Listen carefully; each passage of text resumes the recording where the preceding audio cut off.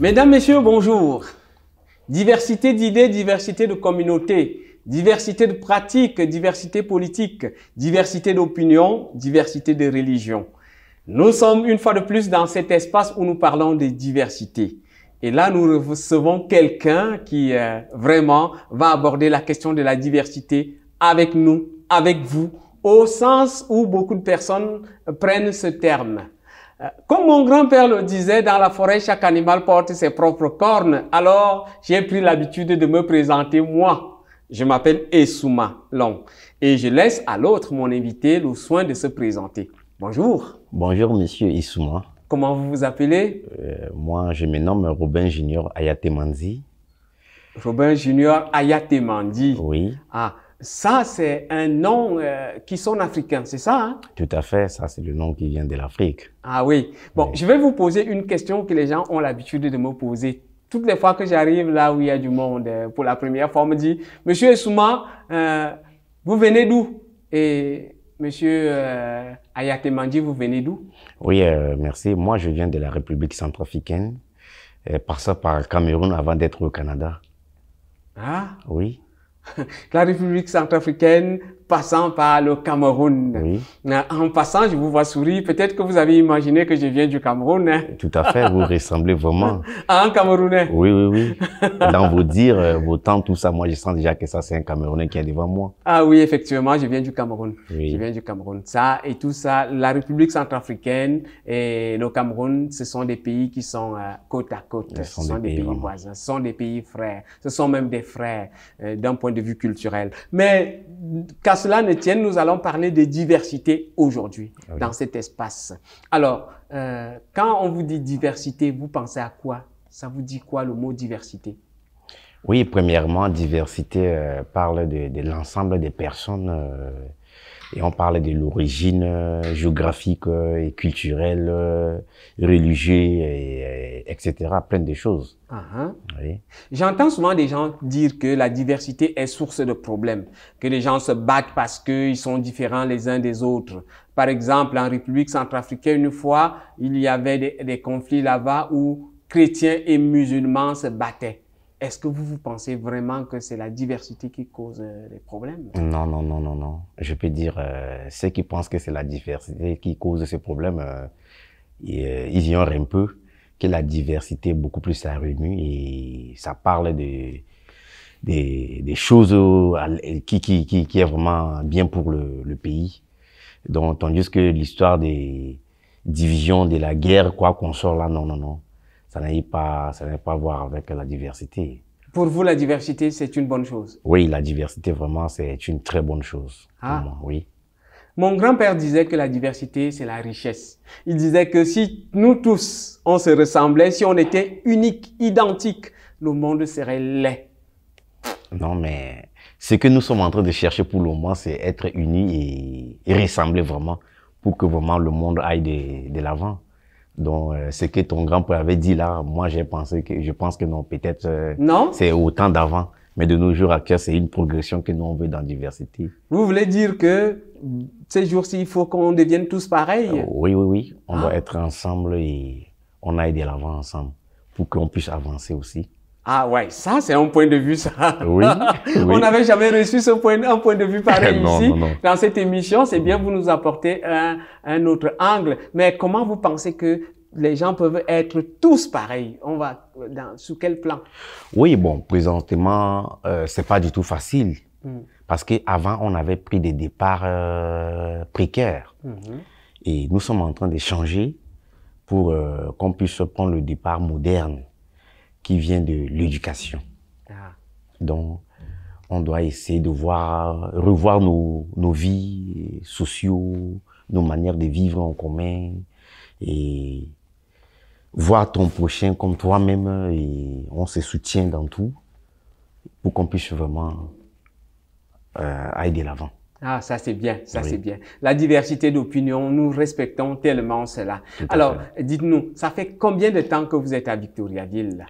Je suis à Victoriaville il y a de cela 1 an et 3 mois. Ah, ça, c'est une bonne expérience, ça. Oui. Ça vous permet de pouvoir vous prononcer sur comment les gens vivent, comment vous trouvez la vie ensemble à Victoriaville? Oui, la vie ensemble à Victoriaville, c'est vraiment une vie à part, hein, une meilleure vie. Quand je dis une vie à part, ne pensez pas que c'est... mais c'est vraiment une meilleure vie. Pourquoi? Parce que avant, quand je vivais, il y a des discriminations, il y a des distinctions totales, tout ça. Mais ici, là, j'essaie de voir, non. C'est une vie vraiment très bien. Ah oui? Oui. Bon, puisque vous dites que vous venez d'Afrique, Oui. vous êtes parti de Centrafrique à travers le Cameroun. Est-ce que là-bas en Afrique, vous avez vécu la discrimination? Oui, on a vécu un peu les discriminations vues par rapport à nos visions à nous-mêmes. Ceux-là viennent de tel, ceux-là viennent de tel. Ici, c'est là où je dois rester. Toi, tu dois rester de ton camp, tout ça. Tandis que là où je suis en train de vivre actuellement, c'est pas le cas. Ah, tout se passe bien. Oui, tout se passe bien. Vous avez été bien accueillis. J'ai été vraiment très, très, très bien accueilli. Jusqu'à l'heure actuelle, je suis toujours accueilli. Alors que j'ai déjà 1 an de plus, mais tout ça, on me voit, c'est comme si je viens d'arriver toujours. Je suis toujours accueilli. Ah oui. Alors, pour les téléspectateurs qui ne savent pas, Monsieur Ayaté Mandji a été accueilli par le Comité international d'accueil des Bois Francs, qui est un organisme qui accueille les immigrants qui arrivent nouvellement dans la région et qui les accompagne dans tout le processus d'installation, dans tout le processus administratif et même dans le processus d'insertion sociale. Nous disons au comité d'accueil, vraiment merci pour le noble travail. Ah oui. Alors, Monsieur Ayaté Mandji, à Victoriaville, quelle est la plus grande découverte que vous avez faite depuis que vous êtes là? Bon, si on parle de la découverte, vraiment, je remercie encore une fois de plus CAIBF, qu'on dit Comité d'accueil des Bois Francs. Je suis vraiment content. Depuis le jour qu'on était arrivé, cet organisme ne nous laisse pas, il nous guide de gauche et à droite, il nous amène dans les activités communautaires, il nous fait découvrir beaucoup de choses, aller auprès de l'administration, il nous a tout fait, il nous a guidés, vraiment, ça fait du bien. Aller à l'école, on a tout trouvé auprès d'eux. Ils sont vraiment capables et prêts de nous tendre la main sur tout pour qu'on puisse être autonome à Victoriaville. Est-ce que vous avez bien mangé la poutine?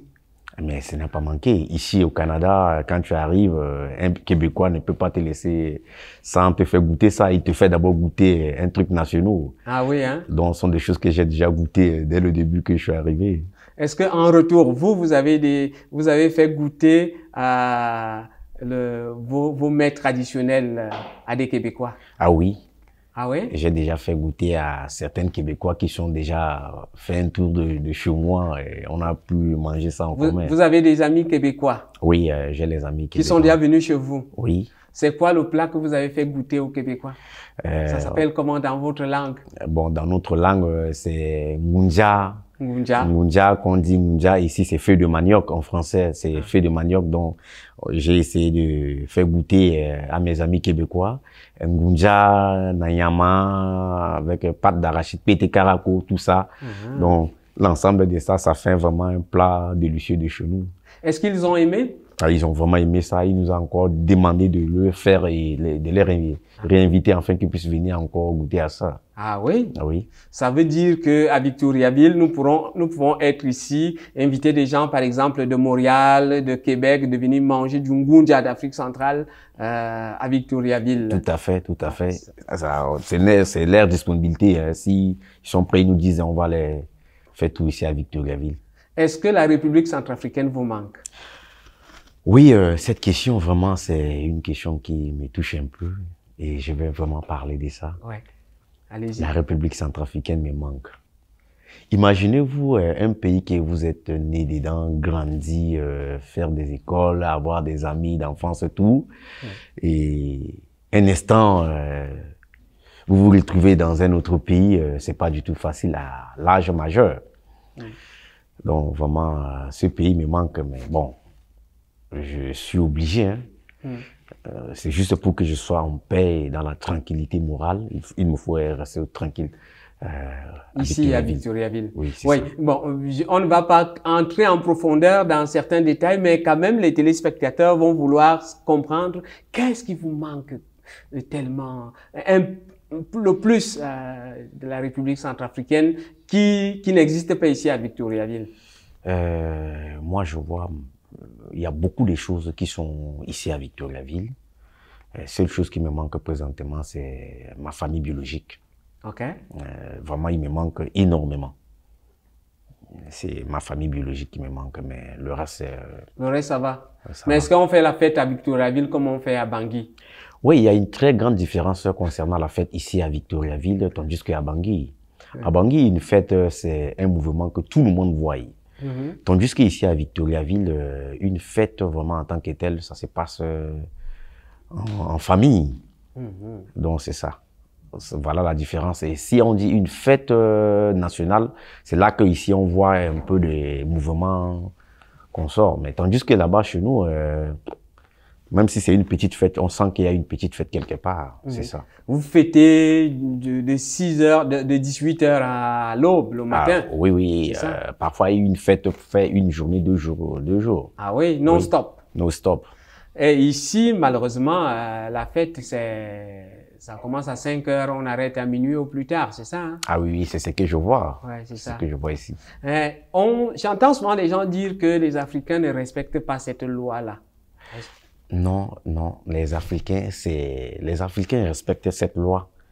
On doit s'adapter à tous les rythmes. Même si on a fait une journée, 2 jours de fête chez nous, une fois qu'on arrive quelque part, on doit vivre d'abord le moment là. On doit suivre les procédures pour nous permettre de mieux vivre ici au Québec. Donc, c'est une nouvelle vie qu'on doit s'adopter. Donc, si on dit la fête ici, c'est de 5 heures à 1 heure du matin, oui, on est obligé de le faire et on doit s'adopter à ça. Parce que c'est notre vie nouveau. Ouais, il faut respecter la loi en place. Premièrement, c'est d'abord la loi. On doit respecter la loi afin qu'on puisse vraiment être tranquille. Ah, ça c'est bien, ça c'est bien dit. Alors, on va aborder un peu le côté formation, le côté travail. Depuis que vous êtes ici, qu'est-ce que vous avez fait? Est-ce que vous avez subi une formation? Est-ce que vous travaillez? C'est quoi? Oui, depuis que je suis là, j'ai suivi une formation ici à Victoriaville. J'ai été à l'école. J'ai fréquenté ici à l'école Monseigneur Couté, l'école des adultes. Oui, oui. J'ai passé, je crois, 1 année là-bas. C'est ça. 9 mois d'école complet là-bas à Monseigneur Couté. Et j'ai suivi une formation auprès de CAUBF. Une formation pour mieux vivre au Québec, précisément à Victoriaville. Une formation qui me permet de gérer mon foyer, qui me permet de marcher selon la loi, qui me permet vraiment de vivre en tant que tel ici. Ouais. Comme pour dire que le comité d'accueil, lorsque les nouveaux arrivants sont là, le comité d'accueil donne des informations sur comment vivre ici, la loi, on fait de la sensibilisation. Et c'est ça que vous nous faites comprendre. Tout à fait, tout à fait, c'est ça. Ah, super. Alors, bon, après votre formation à Monseigneur Couté, est-ce que vous avez des projets? Oui, oui, j'ai des projets. Les projets que j'ai, c'est juste avoir un travail. Ça, c'est la première chose pour moi. C'est avoir un travail pour que je puisse être tranquille dans la tête. C'est ça. Oui, avoir un travail pour pouvoir gagner sa vie. Oui, oui. Ouais. Au niveau des démarches, ça avance bien? Non, si c'est pour ça, c'est super, ça avance très bien. Ouais, c'est bien. Ça avance très Vous bien. avez de l'accompagnement d'autres organismes? Oui, beaucoup plus, c'est centre accès au travail ici à Victoria qui nous soutient dans tout, qui nous accompagne. Et CIBF aussi ne nous laisse pas, quand on a un petit souci là, on essaie de les communiquer, ils nous guident de gauche à droite. Et ils nous donnent des conseils. Donc là, présentement, si c'est pour l'accompagnement, on nous accompagne bien dans tout. Alors, pour les téléspectateurs qui ne savent pas c'est quoi Accès Travail, Accès Travail est un organisme qui accompagne les personnes qui sont à la recherche d'emploi ici dans la région. Je pense, j'espère ne pas dire des choses inexactes, mais je pense qu'ils sont présents à Drummondville, au centre. et ici à Victoriaville. Ah, oui. Alors, c'est ça. C'est ça, c'est ça, oui. Il vous accompagne aussi hein, Oui, oui. dans vos démarches. Sinon, même vos enfants, vous avez des enfants, est-ce que...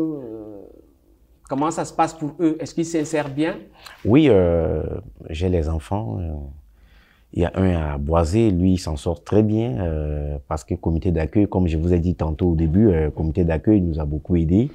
Quand on était arrivé, on ne savait pas comment on va faire pour s'inscrire l'enfant, tout ça, comme c'est quand même une grande ville. Bon, mais comité d'accueil nous a soutenus dans tout et mon garçon à Boisé, il s'en sort très bien. Okay. Et l'autre des P10, c'est ma fille la plus jeune. Comme les Québécoises disent toujours que la plus jeune. Oui, la plus jeune, elle s'en sort aussi très bien. C'est grâce au comité d'accueil qui nous a aidés dans tout et elle s'inscrit là-bas. Ça va et il n'y a pas de soucis. On s'en sort très bien. Ah oui, hein. Donc vous voulez dire que vous vous commencez déjà à parler comme les Québécois oui. natifs d'ici. Ah, tout à fait, tout à fait. Ça c'est l'adaptation, hein. C'est ça l'adaptation, oui. Ça c'est très bien. Vous vous adaptez bien. Alors, est-ce que vous avez déjà été victime de racisme, d'un acte raciste?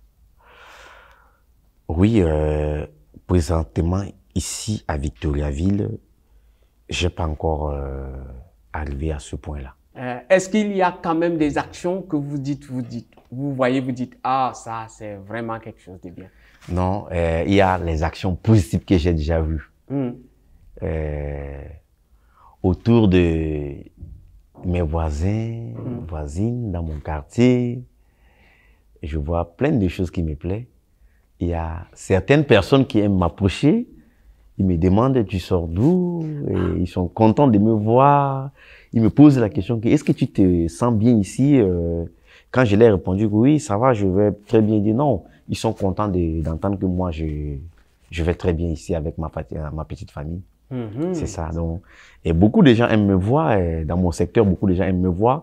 Et beaucoup de mes voisins sont contents de me voir aussi. Ah, ça, c'est très bien. Ça, oui. c'est une bonne nouvelle, ça. Oui. On vous pose la question que je vous ai posée tantôt. Tu viens d'où? Ah oui, ça ne manquait pas. Oui, ça ne manque pas. Tu finis de causer, il sait que non, tu es déjà là, mais il aimerait savoir, tu sors d'où?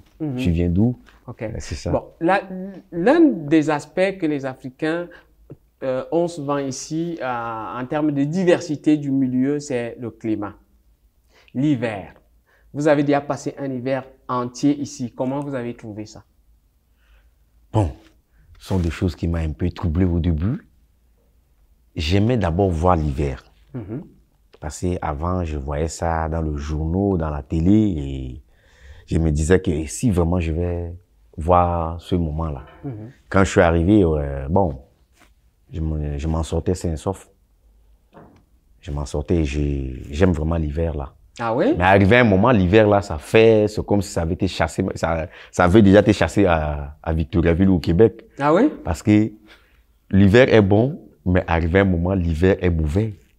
Il y a un froid pas possible. Et ce froid-là, chez nous, on n'a jamais vu ça. Ok. Donc, c'est à ce niveau-là, quand ça commence à monter dans les 20-30 degrés là, tu sens que non. Tu demandes même que si on peut te faire un tour là, quelque part, là où il n'y a pas l'hiver pour que tu respires mieux.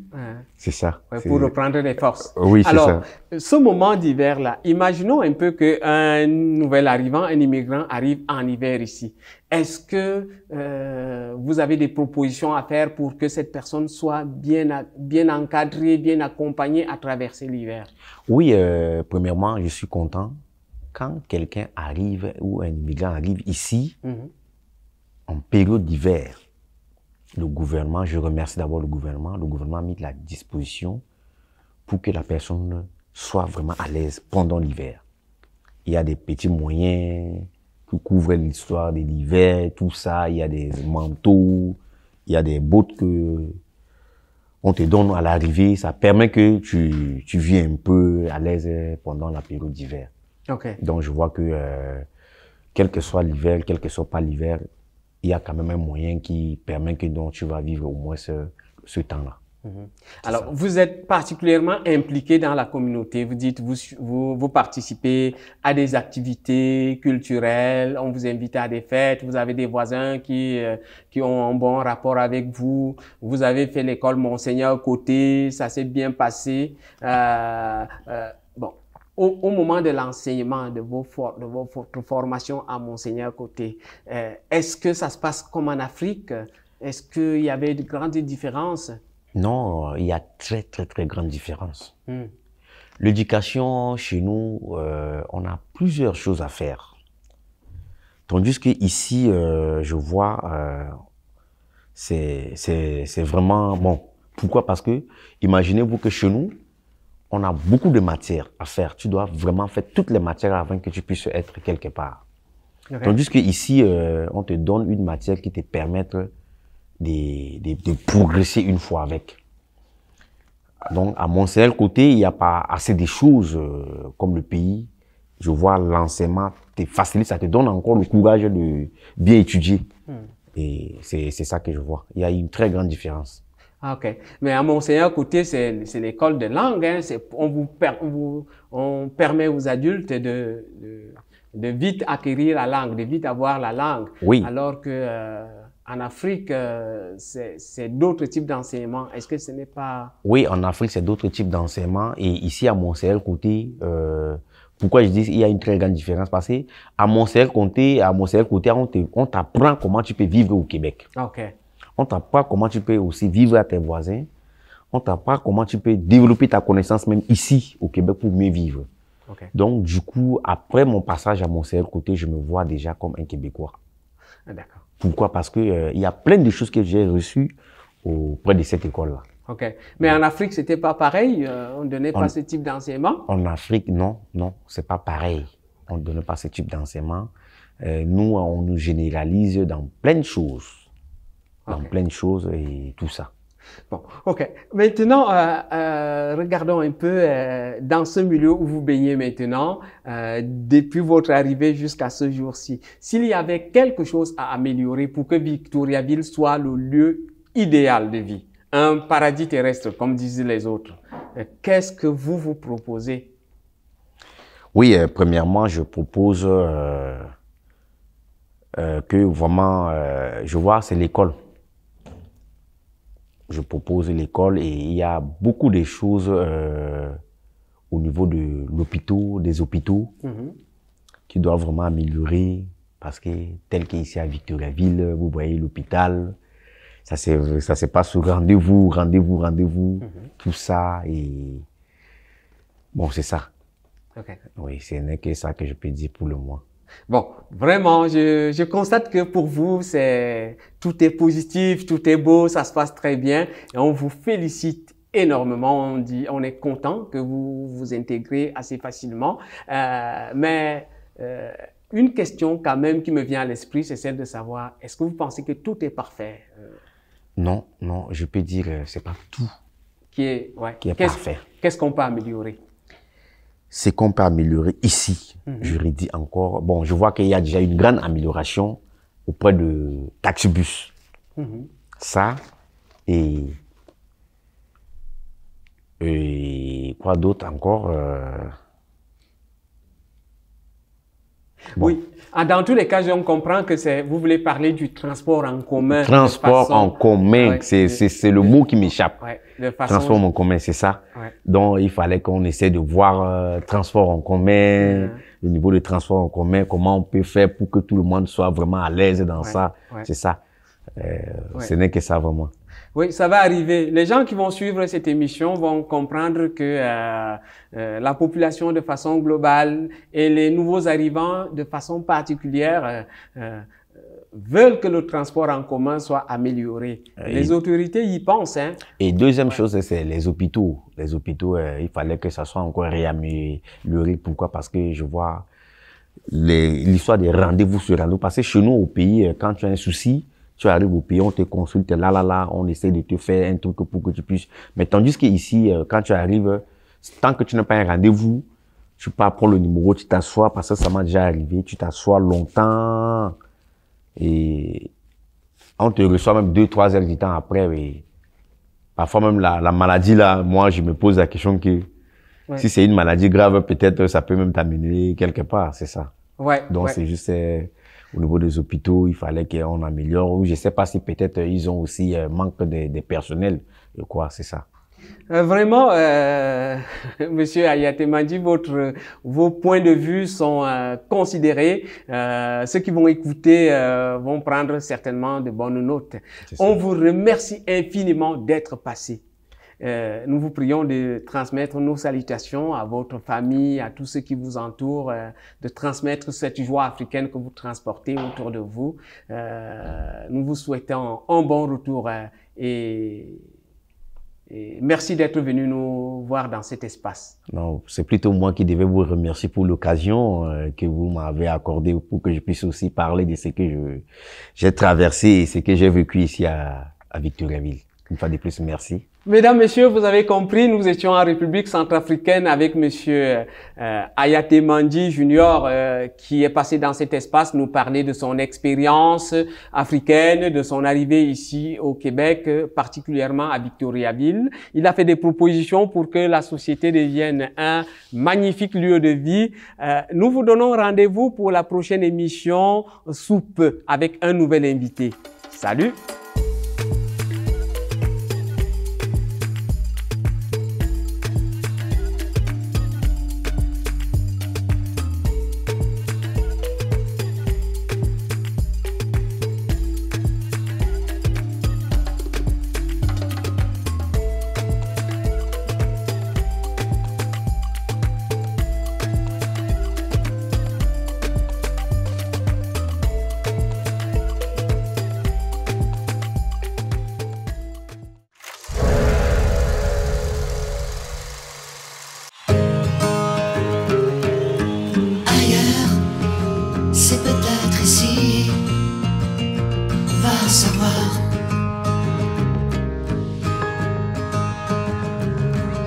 L'autre, c'est peut-être toi,